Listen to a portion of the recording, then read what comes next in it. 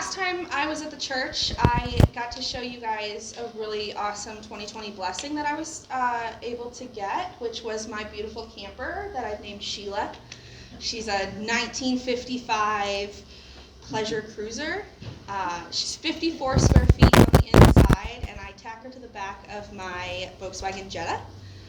So since that trip, or recapping, that was the beginning of October that I was here, and I had just picked her up from Salt Lake City and driven her back to St. Louis. So since then, I was able to take her. We went through Illinois and Wisconsin, all the way up to the Upper Peninsula of Michigan, through Mackinac Island, down through Michigan. I got to see New Holland. I ended up all the way out at Niagara Falls. I will tell you, they don't want people in New York.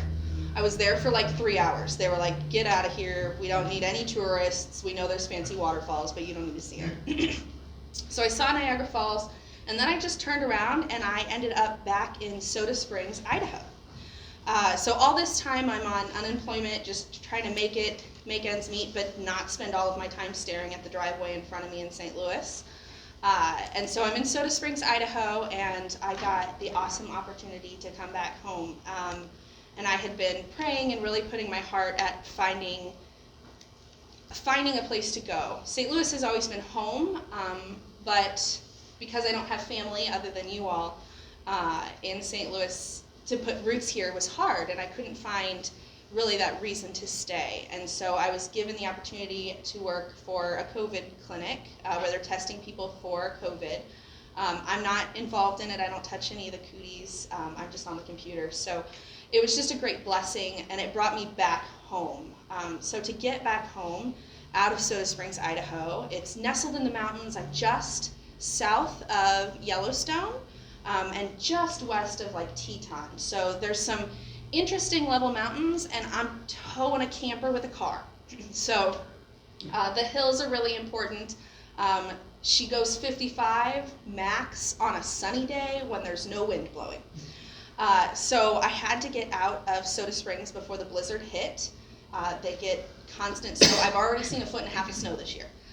So getting out of Soda Springs, I knew it was going to be a challenge, and it was all timing. And I think it was God's timing, I guess is how it all kind of works. So I had to leave at 5 o'clock in the morning. The snow had just fallen, and it was supposed to be done, but it was still blizzarding. So I'm still getting the blizzard snow, but if I stay any longer, there's no getting out of even the park where I'm parked at.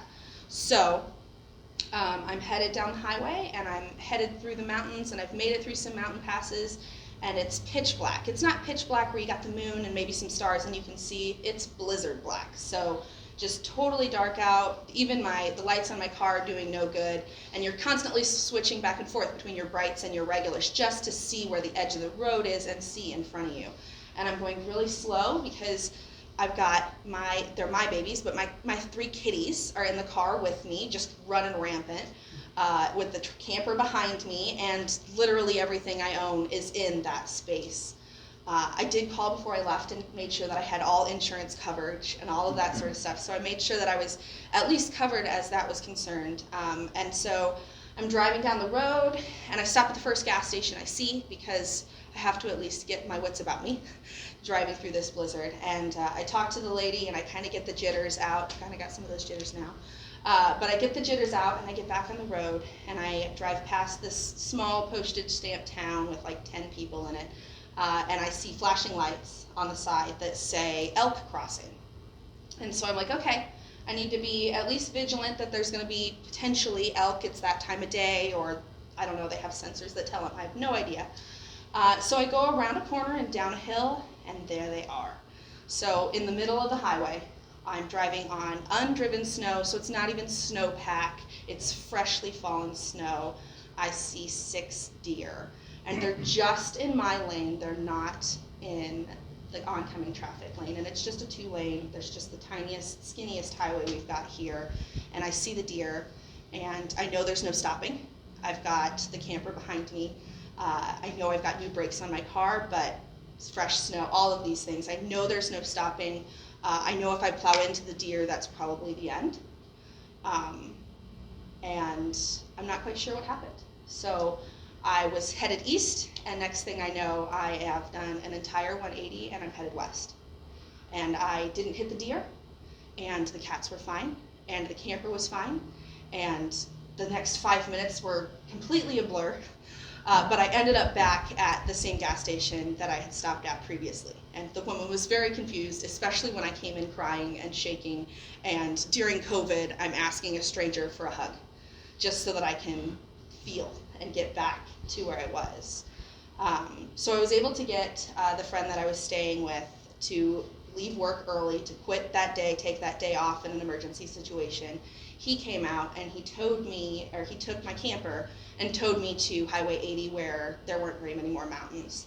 But on the way, just my car, myself, and the cats had to get through several more mountain passes. And as you get further into the mountains, the blizzards get harder. And so now the sun has come up, so I'm at least seeing a whiteout.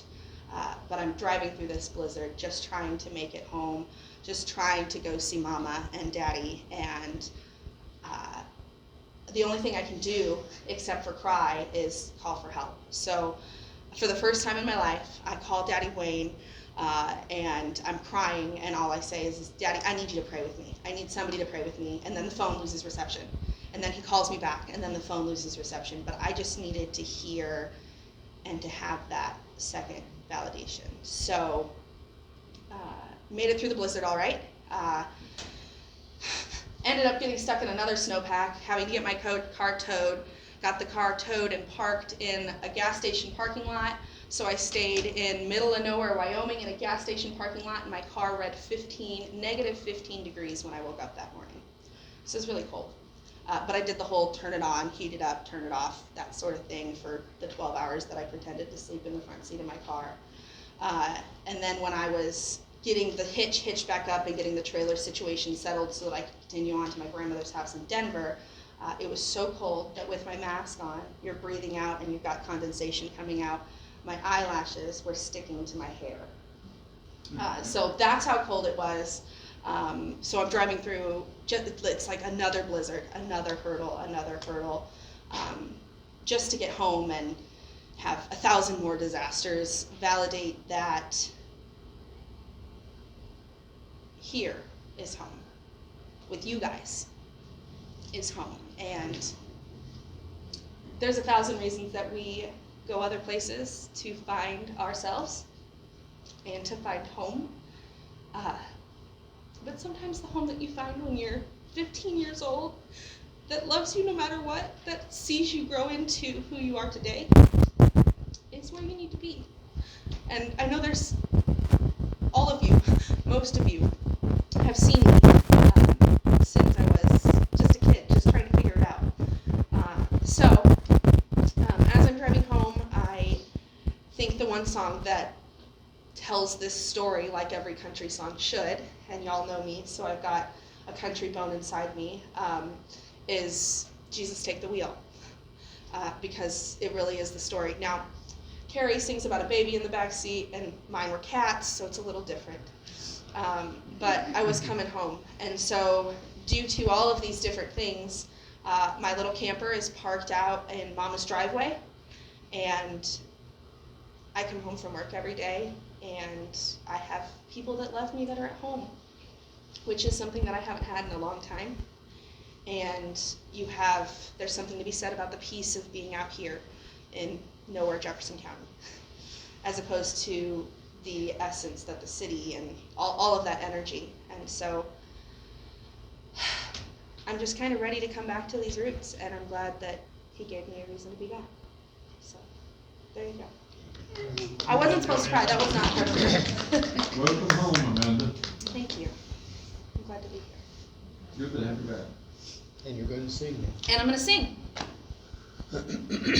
Yeah, it says testimony and song. And song. I did really well in the shower last night, but not so hot in the car this morning, so.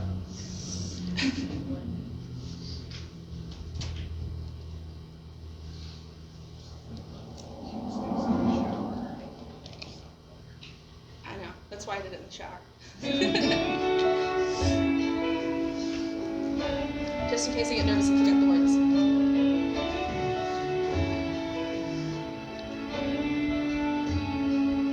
She was driving last last Friday on the way to Cincinnati on a snow-white Christmas Eve.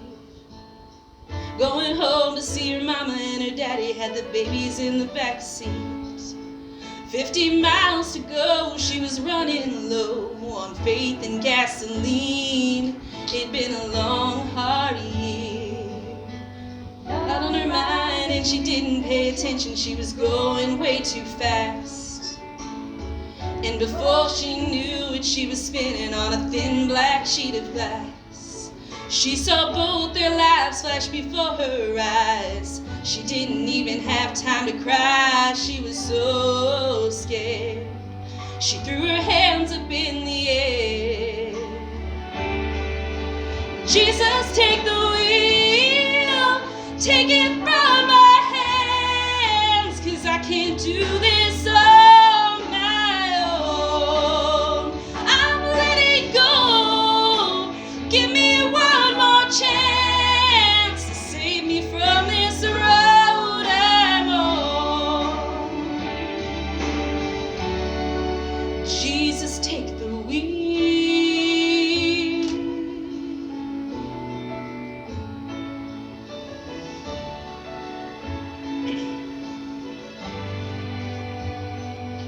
It was still getting colder when she made it to the shoulder and the car came to a stop.